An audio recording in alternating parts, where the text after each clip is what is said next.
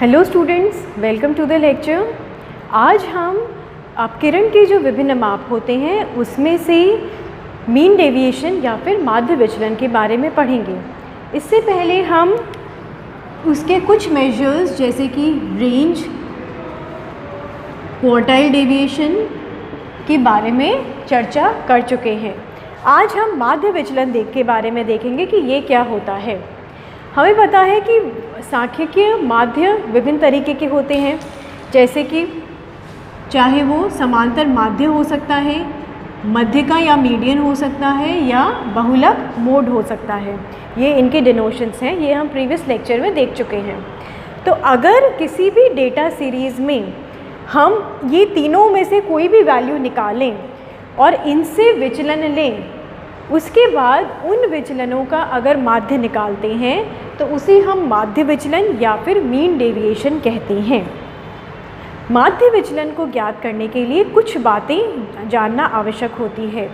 सबसे पहली चीज़ तो ये है कि माध्य विचलन को ज्ञात करने के लिए हम इन तीनों में से किसका प्रयोग करें। समांतर माध्य से भी माध्य विचलन निकाला जा सकता है, मध्यिका से भी निकाला जा सकता है, बहुलक से भी निकाला जा सकता है, लेकिन इन तीनों में से किसका उपयोग सबसे एप्रोप्रिएट होता है, सबसे एप्ट होता है, सबसे उपयुक्त कौन सा तरीका है, ये जानना ज़रूरी है। तो इन तीनों में से मध्यिका या मीडियन होता है, उससे माध्य विचलन निकालना सबसे आसान और सबसे एप्रोप्रिएट होता है। तो अगर स्पेसिफाई नहीं किया गया है कहीं भी क्वेश्चन में, तो हमें माध्य विचलन जो है मध्यिका से कैलकुलेट करने की कोशिश करनी चाहिए, क्योंकि मध्यिका को इवैल्यूएट करना आसान होता है और उससे जो हमें डेविएशंस मिलते हैं उनकी वैल्यू सबसे कम आती है, तो हमारी कैलकुलेशन सबसे छोटी होगी। ये जब अभी हम क्वेश्चन करके इन तीनों से माध्य विचलन निकालेंगे तो और क्लियर हो जाएगा कि कैसे माध्य विचलन निकालने के लिए कौन से माध्य का चुनाव करना चाहिए। दूसरा इम्पॉर्टेंट पॉइंट है माध्य विचलन का कि माध्य विचलन की जो वैल्यूज़ आती है उसको हमेशा पॉजिटिव में होगी, या उसमें हम जो प्लस या माइनस साइंस होते हैं इनको इग्नोर करते हैं, इनको ध्यान नहीं देते। हमेशा माध्य विचलन की वैल्यू पॉजिटिव ही देखी जाती है। इसके लिए जब हम विचलन लेते हैं, डेविएशंस लेते हैं, तो हम क्या करते हैं, डेविएशन के आसपास ये बार बना देते हैं, जिसे कहते हैं मॉड्यूलस। मॉड्यूलस, इसका बार का मतलब होता है चाहे विचलन हमारे प्लस में हो माइनस में हो, हम साइंस इग्नोर करेंगे, केवल वैल्यूज़ को ही देखेंगे। तीसरा सबसे इम्पॉर्टेंट बात माध्य विचलन के बारे में ये है कि माध्य विचलन को डिनोट करने के लिए हम यहाँ पर एक जो डिनोशन यूज़ करते हैं वो होता है डेल्टा, जिसे डेल्टा कहा जाता है, और इससे हम माध्य विचलन को डिनोट करते हैं। अगर हमने माध्य विचलन मीन से निकाला है, समांतर माध्य से निकाला है, तो उसके नीचे सबस्क्रिप्ट में या हम x बार लिख देंगे। अगर माध्य विचलन मीडियन से निकाला है तो सबस्क्रिप्ट में m लिख देंगे, और अगर मोड से निकाला गया है तो z लिख दिया जाएगा। तो इससे देखते ही हमें पता चल जाता है कि माध्य विचलन की गणना हमने कौन से सांख्यिकीय माध्य से की है, मीडियन है, मीन है या फिर मोड है। और चौथा जो इम्पॉर्टेंट चीज़ है माध्य विचलन के बारे में वो ये है कि माध्य विचलन क्या होता है। जो भी हमारे सांख्यिकीय माध्य होते हैं या स्टैटिस्टिकल एवरेजेस जो हमने पहले पढ़े हैं, उनका विचलनों का माध्य होता है।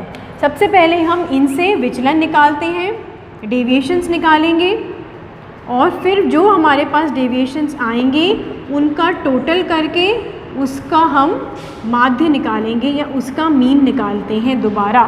तो यानी कि मीन का मीन निकालते हैं, तो ये मीन डेविएशन होता है, और इसीलिए ही डिस्पर्जन को हमने जैसे पहले देखा था averages of the second order भी कहा जाता है।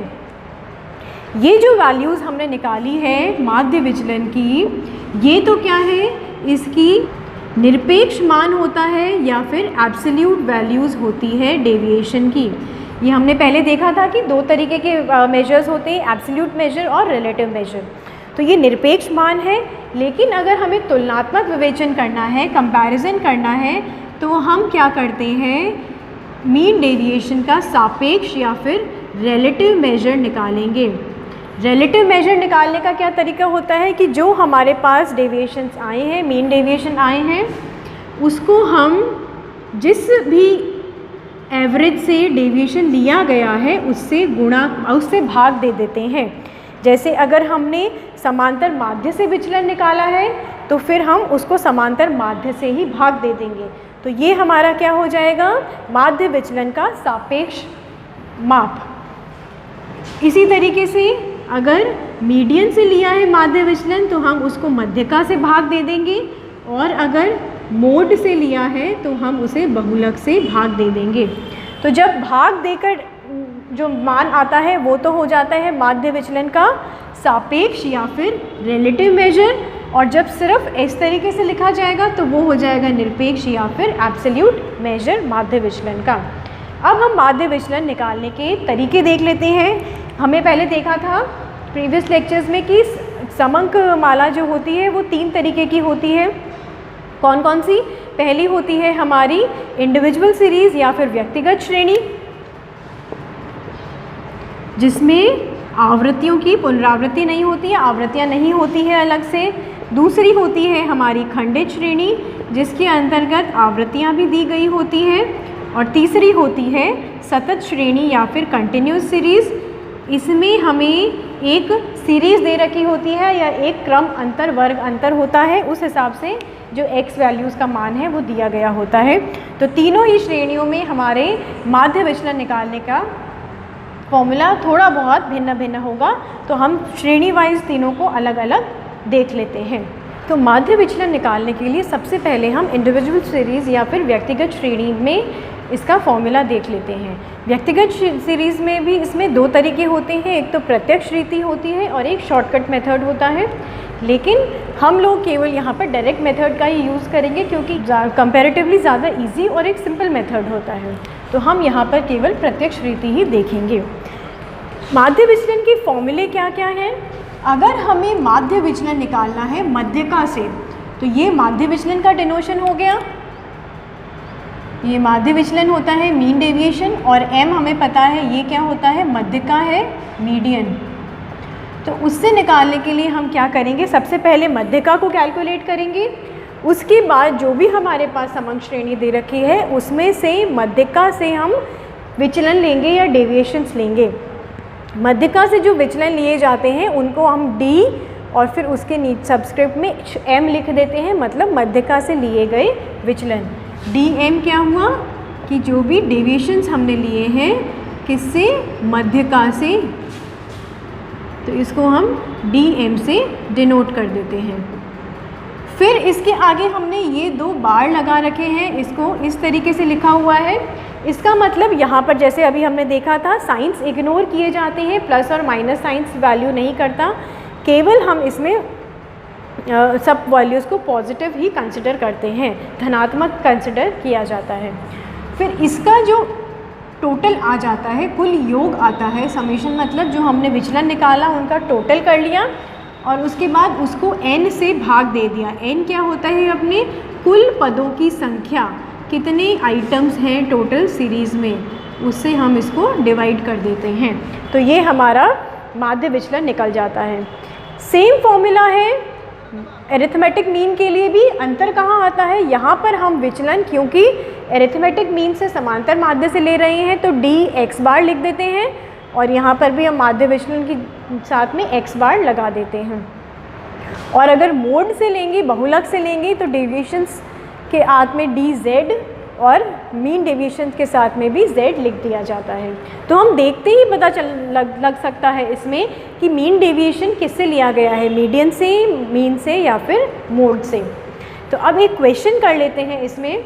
ये एक क्वेश्चन दे रखा है, इंडिविजुअल सीरीज़ का क्वेश्चन है, इधर सीरियल नंबर है और यहाँ पर वेट भार दे रखा है स्टूडेंट्स का। तो क्योंकि ये व्यक्तिगत श्रेणी का है तो इसमें अलग से आवृत्ति का कोई कॉलम नहीं है। इसमें हमें माध्य विचलन या फिर मीन डेविएशन निकालना है। तो अब यहाँ पर हमारे पास चॉइस है कि मीन डेविएशन हम किससे निकालें, मीडियन से निकालें, मीन से निकालें या फिर मोड से निकालें। आपको जो इजी लगे आप उससे निकाल सकते हो, बट जैसा कि हमने अभी देखा, until and unless specified we must use median to evaluate mean deviation, क्योंकि वो सबसे इजी मेथड होता है। तो यहाँ पर हम तीनों तरीके से, तो यहाँ पर हम सबसे पहले मीडियन से मीन डेविएशन निकालने का देखते हैं किस तरीके से आएगा। तो मीडियन से मीन डेविएशन निकालने के लिए हमें सबसे पहला स्टेप क्या होगा, मीडियन की गणना करनी पड़ेगी। ये मेथड यूज़ कर रहे हैं, ये फॉर्मूला यूज़ कर रहे हैं, तो सबसे पहले हमें मीडियन कैलकुलेट करना पड़ेगा। और व्यक्तिगत श्रेणी में मध्य का निकालने का क्या फॉर्मूला होता है, size of n + 1 upon 2th item, ये तरीका था। इसमें n कितना है हमारा, यहाँ पर 9 आइटम्स दे रखे हैं, 9 है पद 1 से लेकर 9 तक, तो ये क्या हो जाएगा 9 + 1 अपॉन 2th आइटम। 9 + 1 कितना होता है 10, और अगर 10 को 2 से भाग देंगे तो कितना आता है 5। इसका मतलब मध्य का कितना आया हमारा, साइज ऑफ 5th आइटम, 5वां जो भी आइटम है इस टेबल में वो हमारा मध्य का होगा। तो 5वां आइटम हम गिन लेंगे ऊपर से, 1 2 3 4 5, ये हमारा 5वां आइटम है। तो हमारे मध्यका की वैल्यू कितनी हो जाती है 50, या हम इसको 50 किलो भी कह सकते हैं क्योंकि वेट हमारा केजी में दे रखा है। एक चीज़ ध्यान रखने वाली है कि मध्य का निकालने के लिए जो हमारी एक्स सीरीज़ है, ये हमारा क्या बन जाता है, एक्स बन जाता है। एक्स सीरीज़ इंक्रीजिंग ऑर्डर में या फिर डिसेंडिंग ऑर्डर में होनी चाहिए, या तो आरोही का क्रम में या अवरोही क्रम में अरेंज्ड होनी चाहिए। यहाँ पर ये ऑलरेडी अरेंज्ड है तो हमने इसको अरेंज नहीं किया है। अगर हम अरेंज नहीं करेंगे, सीधा मध्य का निकालेंगे तो आपका आंसर गलत आएगा। तो मेक श्योर कि first you arrange the series and then apply the formula for median. समांतर माध्य के लिए अरेंज करने की ज़रूरत नहीं होती, ऐसे भी आप निकाल सकते हैं। तो अब मध्य का हमारा 50 आया है, तो अब यहाँ पर हमारा अगला कॉलम क्या बन जाता है, विचलन का।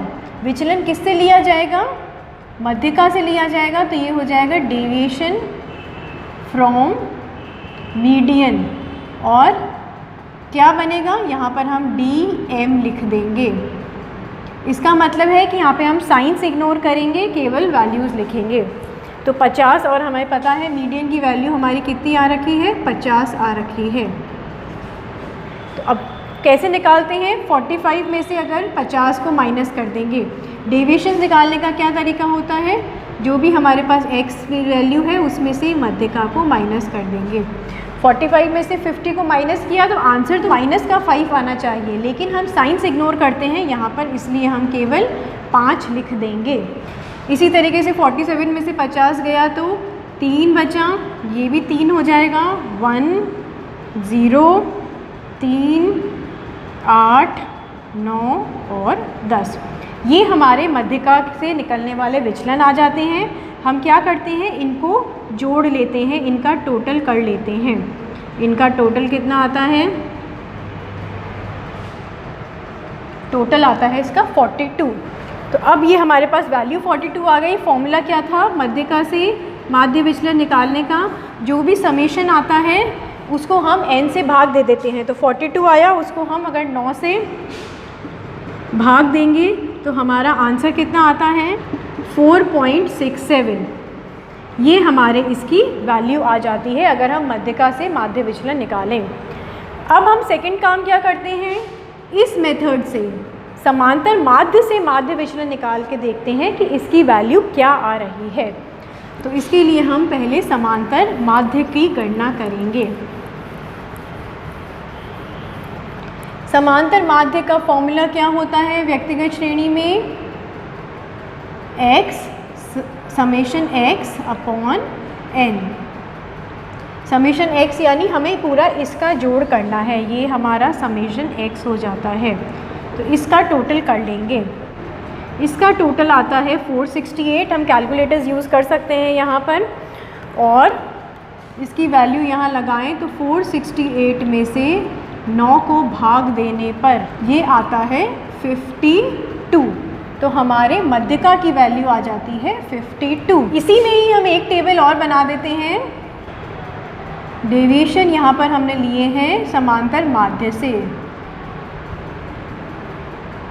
डेविएशन फ्रॉम एक्स बार, ये आ जाएगा डी एक्स बार। समांतर माध्य से जो विचलन लिए हैं और समांतर माध्य की हमारी वैल्यू क्या थी 52। समांतर माध्य से विचलन निकालने का वापस तरीका वही होगा, जो भी x की वैल्यू दे रखी है उसमें से हम x बार को माइनस कर देंगे।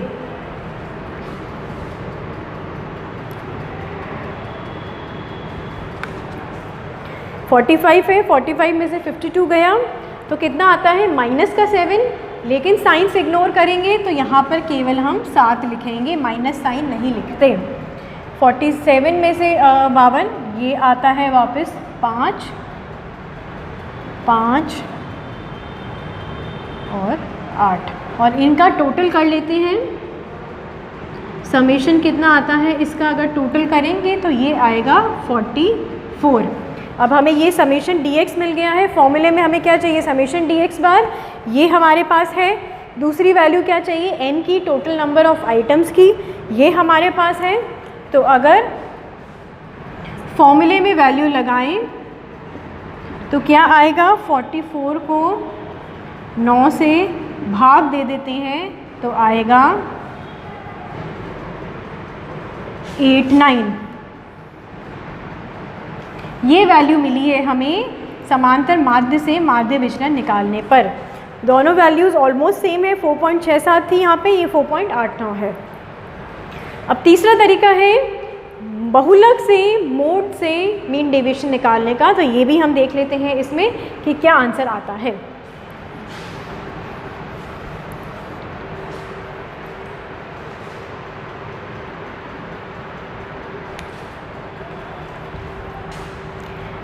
तो ये हमने यहाँ पर मीडियन और अरिथमेटिक मीन से माध्य विचलन निकाला है। अब जब मोड से निकालने की बात आती है तो मोड हमें पता है व्यक्तिगत श्रेणी में क्या होता है, जो संख्या सबसे अधिक बार आए और जो अरेंज्ड हो, मतलब जहाँ पर फ्रीक्वेंसी का कॉन्सेंट्रेशन सबसे ज़्यादा होता है, आवृत्तियों का संकेंद्रीकरण सबसे अधिक बार हो।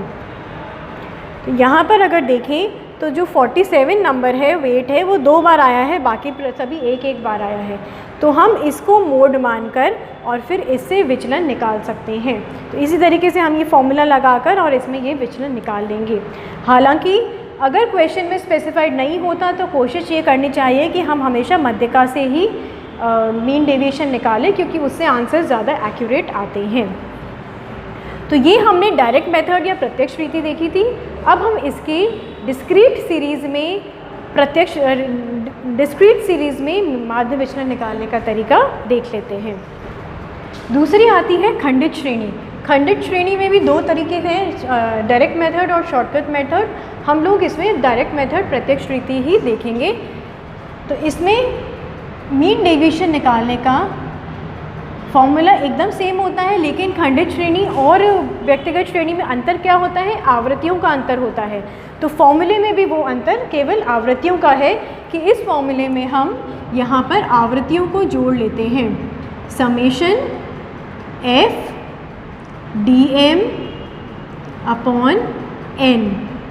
जहाँ पर व्यक्तिगत श्रेणी में हमने केवल विचलनों का जोड़ किया था, यहाँ पर विचलनों को हम पहले आवृत्ति से गुणा करेंगे और उसके बाद उसका जोड़ करेंगे, और जो वैल्यू आती है उसको नंबर ऑफ़ आइटम से भाग दे देते हैं। यहाँ पर व्यक्तिगत श्रेणी में तो जहाँ पे n नंबर ऑफ़ आइटम्स था, खंडित श्रेणी में क्या बन जाता है, आवृत्तियों का कुल जोड़ या फिर टोटल नंबर ऑफ़ फ्रीक्वेंसीज़। इसी तरीके से अगर हमें x बार से निकालना है तो वो हो जाएगा summation f dx bar upon n। और तीसरा आता है अगर मोड से निकालना है तो उसमें भी हम पहले विचलन निकालेंगे, उसको आवृत्तियों से गुणा करके उसका जोड़ करेंगे और उसको आवृत्तियों की कुल संख्या टोटल नंबर ऑफ़ फ्रीक्वेंसी से भाग दे देते हैं। तो ये 3 फॉर्मूले मिल जाते हैं हमें डिस्क्रीट सीरीज़ में खंडित श्रेणी में। इसका भी एक क्वेश्चन करते हैं जिसमें हम देखते हैं कि माध्य विचलन कैसे निकाला जाता है। ये हमारे एक क्वेश्चन दे रखा है जहाँ पर पद आकार और आवृत्तियाँ हैं। क्योंकि खंडित श्रेणी है इसलिए यहाँ पर आवृत्तियाँ फ्रीक्वेंसीज अलग से दे रखी हैं। आवृत्ति हो जाती है f, पद आकार हमारा हो जाता है x जो समंग श्रेणी है।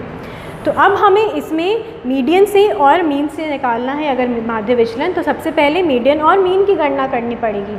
और इनकी गणना करने के लिए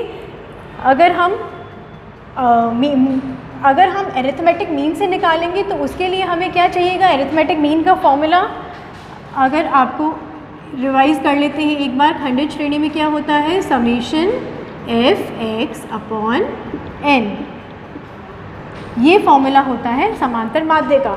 तो इसके लिए हमें क्या चाहिए, f और x का जोड़ चाहिए होता है, इनका प्रोडक्ट चाहिए होता है। तो यहाँ पर अगर हम f(x) का एक कॉलम बना लेते हैं जहाँ पर हम नंबर ऑफ़ फ्रीक्वेंसीज़ को और उसके रिस्पेक्टिव पद आकार को मल्टीप्लाई करेंगे। 4 2 ज़ा 8, 6 4 ज़ा 24। तो ये हमारे पास वैल्यूज़ आ जाती है, इनका टोटल आता है हमारे पास 204। और अगर आवृत्तियों का टोटल करें तो वो आता है 21। इसको समेशन f भी लिख सकते हैं या फिर n भी लिख सकते हैं। तो ये वैल्यूज़ अगर हम वहाँ सब्स्टिट्यूट करेंगे तो हमें मीन का वैल्यू मिल जाएगी। यहाँ पर 204 डिवाइडेड बाय 21, तो ये हो जाएगा 9.71। तो ये हमारे मीन की वैल्यू आ जाती है। और इससे अगर हम विचलन निकालेंगे समांतर माध्य से विचलन, तो इसका एक अलग कॉलम बन जाएगा। यहाँ पर हम लिख देंगे dx बार, dx लिख देंगे बार्स में। अब इसमें जब हम विचलन निकालते हैं, हमें पता है x बार की वैल्यू हमारे पास कितनी आई है, 9.71। तो जो हमें डेविएशंस है वो सारे पॉइंट्स में प्राप्त होंगे, क्योंकि x बार की वैल्यू पॉइंट में है, डेसिमल में है, तो डेविएशंस भी हम अगर x में से इसको माइनस करेंगे तो डेविएशंस जो है वो पॉइंट्स में प्राप्त होंगे। ये ध्यान रखना है कि हमें जब विचलन निकालने हैं तो f से माइनस नहीं करना है, x से करना होता है। यहाँ पर ये बहुत कॉमन मिस्टेक हो जाती है कि हम इस खंडित श्रेणी में फ्रीक्वेंसी वाले कॉलम से डेविएशंस निकाल लेते हैं। ये ना करके हमें ध्यान रखना है कि हमेशा डेविएशंस x से निकाले जाएंगे। तो हम यहाँ पे चाहें तो इसका फॉर्मूला भी लिख देते हैं कि dx बार कैसे निकलेगा, x माइनस एक्स बार से निकलेगा। तो इसकी वैल्यूज़ हम कैलकुलेट कर लेते हैं। तो ये हमने इनके विचलन निकाले, पहले मल्टीप्लाई किया, माइनस किया x में से x बार को, और फिर जो ये वैल्यूज़ आई है हमारी विचलनों की उसको हमने गुणा कर दिया आवृत्तियों से, f dx का गुणा। और ये भी हमारे पास डेसिमल में आता है और इसकी टोटल वैल्यू हमारे पास आती है 69.71। तो अब फॉर्मूले में ये वैल्यू इंसर्ट कर देंगे, जो भी हमारा इसका फॉर्मूला था 69.71 को अगर हम 21 से भाग देते हैं तो हमारा वैल्यू आता है, आंसर आता है 3.32। ये माध्य विचलन हो जाएगा किससे, समांतर माध्य से। ये जो हमने निकाला है ये क्या होता है, एब्सोल्यूट मेजर होता है, इसकी निरपेक्ष माप है। अगर हमें सापेक्ष माप निकालना है या हम कह सकते हैं कोएफिशिएंट ऑफ मीन डेविएशन निकालना है, तो हम क्या करेंगे, जो ये वैल्यू आई है इसको x बार से भाग दे देंगे, यानी 3.32 को हम 9.71 से भाग दे देते हैं। ये वैल्यू आती है 0.342। ये समांतर मीन डेविएशन का, माध्य विचलन का हमारे पास में गुणांक आ जाता है, या फिर कह सकते हैं सापेक्ष माप, रिलेटिव मेजर आ जाता है 0.342।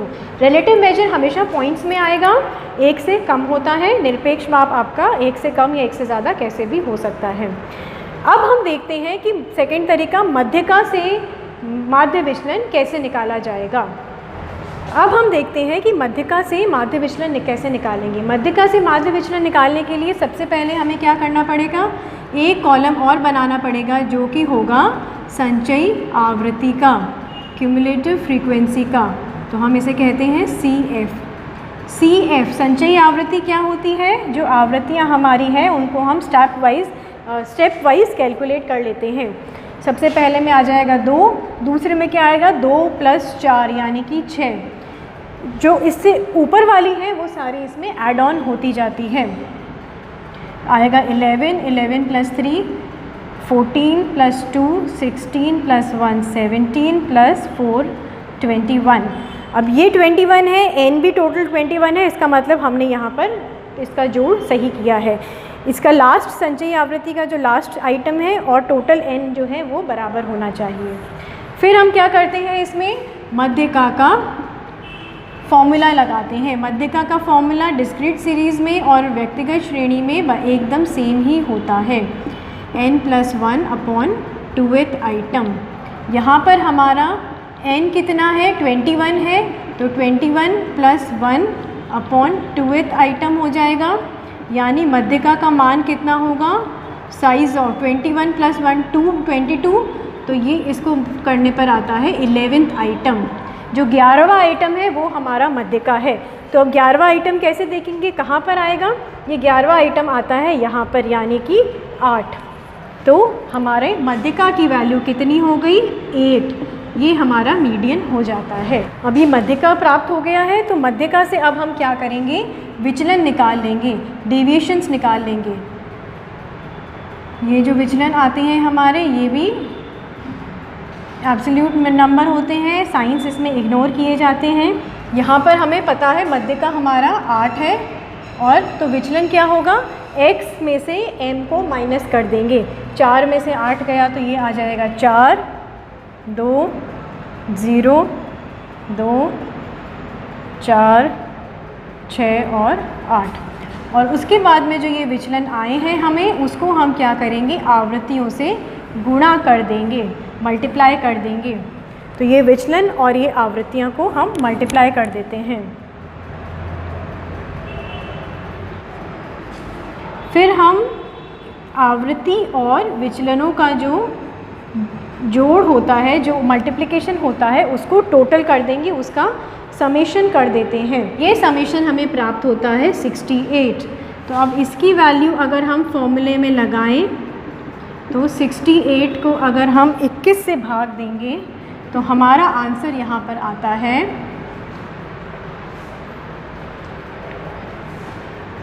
3.24। ये फिर से इसका निरपेक्ष माप है, सापेक्ष माप या फिर इसका कोएफिशिएंट या फिर गुणांक निकालने के लिए हम क्या करते हैं, जो भी माध्य विचलन आता है उसको जिस माध्य से माध्य विचलन निकाला गया है उससे भाग दे देते हैं। तो 3.24 को हम 8 से भाग देंगे तो ये वैल्यू हमारे पास आ जाएगी 0.405।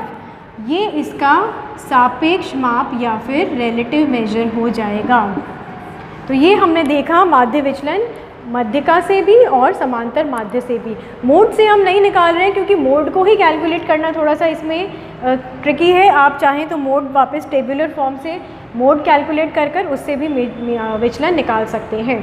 और ये भी हमने देखा कि समांतर माध्य में भी जो हमने विचलन निकाले थे वो पॉइंट्स में आए थे, तो उनकी कैलकुलेशन भी थोड़ी सी मुश्किल हो जाती है, जबकि मीडियन से कैलकुलेशन सबसे ईजी होती है। तो इसीलिए हम मीडियन को सबसे प्रिफर्ड माध्य मानते हैं माध्य विचलन निकालने का।